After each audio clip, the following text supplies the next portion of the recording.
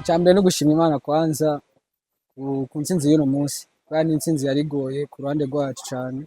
Twameze nk'abacika intege, gusa bagiye turakora ijabuke buke, turagerageza turagomba igitsindo ca mbere, turaronka n'icya kabiri, match igira ihere.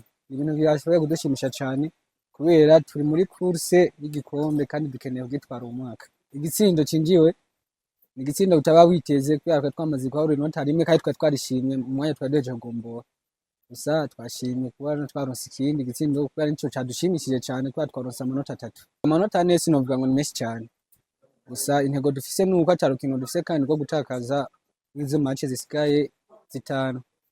Izo match zitanu zisigaye tuzogerageza dutsindemwe zishoboka kugira ngo amanota 4 yacu agumemo cyane twongerezemwo n'ayandi. Kuba narize nkatogwa ndumwe mu Burundi suko ndi mwiza cyane gusumbya abandi. Namahirwe nagiriwe ibikorwa byanje biraje habona. Imana nyene nibyo yari yampangiye. Gusa nivyo biriko birampa ingufu zo gukora nkavuga ati umwaka wananje isi intego. Kwa twese dukina tuvuga ati dusohoke tuje hanze tuve mu Burundi. Niyo ntego yanje ya mbere mfise kandi nituma nkora cyane ibikorwa byanje bikaje habona. Uvuye ngaha mu Burundi ukaje handi nko sinovuga ati ibihugu byo hafi yacu gusa nka kure yacu abari sawa kubera ninde etape ishimishije cyane kubera uvuga ati mwimbu ndawubona.